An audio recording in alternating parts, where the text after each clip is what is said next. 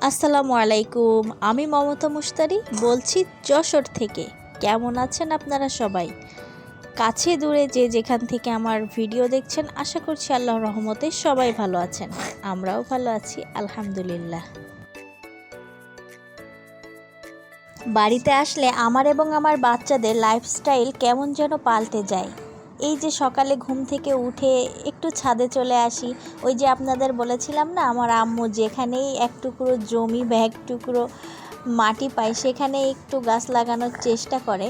তো এই যে সেইগুলো ঘুরে ঘুরে দেখা, আর আগে যখন আম্মুর মুরগি ছিল সেই মুরগিগুলোকে আমার বাচ্চারাই ছাড়তো অনেক বেশি আগ্রহ নিয়ে। এখন মুরগিগুলো নাই, কয়েকদিন আগে কোনো এক ভাইরাসজনিত কারণে মুরগিগুলো মারা গেছে। তো মুরগিগুলোকেও ওরা অনেক বেশি মিস করে। তো যাই হোক, সব কিছু মিলিয়ে এই যে সমস্ত কিছুর প্রকৃতির সান্নিধ্যে থাকা, এটা ওরা খুব বেশি এনজয় করে।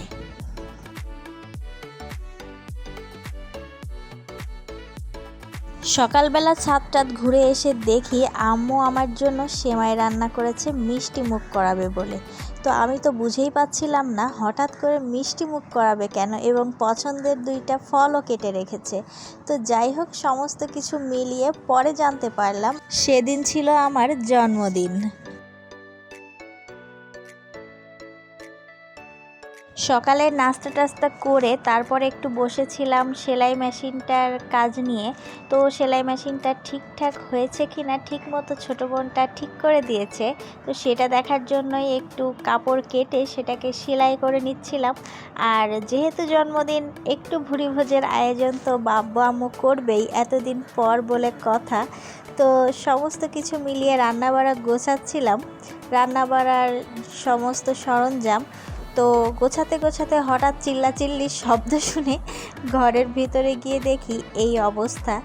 তো আমার বোনের মনে হয়েছে আমার বাচ্চারা ঠিকমতো সাবান মাখে না, তো ওদেরকে একটু ডোলে ডোলে গোসল করিয়ে দিচ্ছে।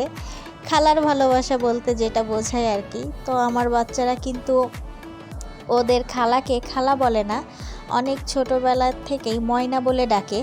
তো এখনও বড় হয়ে গেছে, সেই ময়নাটাই রয়ে গেছে। তো যাই হোক, আমার বোনের জন্য, আমার বাচ্চাদের জন্য, আমার বোনের বাচ্চার জন্য, প্রত্যেকের জন্য আপনারা দোয়া করতে ভুলে যাবেন না।